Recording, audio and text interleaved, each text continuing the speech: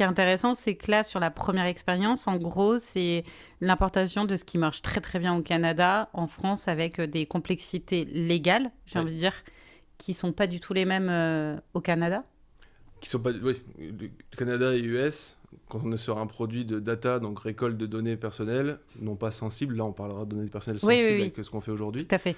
mais là à l'époque oui c'était récolter de la data via du Wi-Fi sur des lieux de vente pour après pousser des produits quand on Bien a le sûr. profil qui correspond, sauf que récolter ces données-là avec le RGPD, avec la mentalité française là-dessus aussi, c'était très compliqué.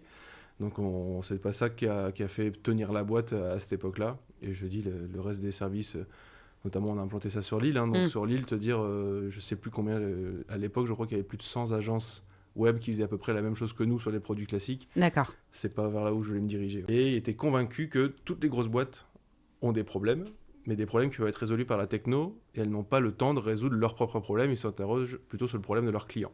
Ok. Et toutes ces problématiques internes à des grosses boîtes, elles sont forcément ces problématiques partagées par toutes les grosses boîtes du monde entier. Il était convaincu que si on arrivait à résoudre les problèmes des grosses boîtes par des solutions technologiques, on pouvait en créer un produit et du coup des plus petites boîtes qui allaient ensuite exploser. Donc c'est ça le fondement d'Alacrité, Ok. prendre des besoins métiers, les résoudre par la techno, et ensuite, si la techno fonctionne et que ça répond aux besoins initiaux, on pouvait lancer la boîte.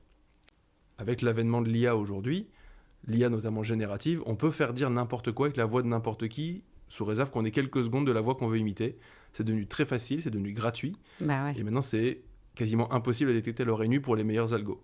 Donc on a commencé à travailler sur la base de ce qu'on avait déjà en biométrie sur un détecteur de deepfake audio.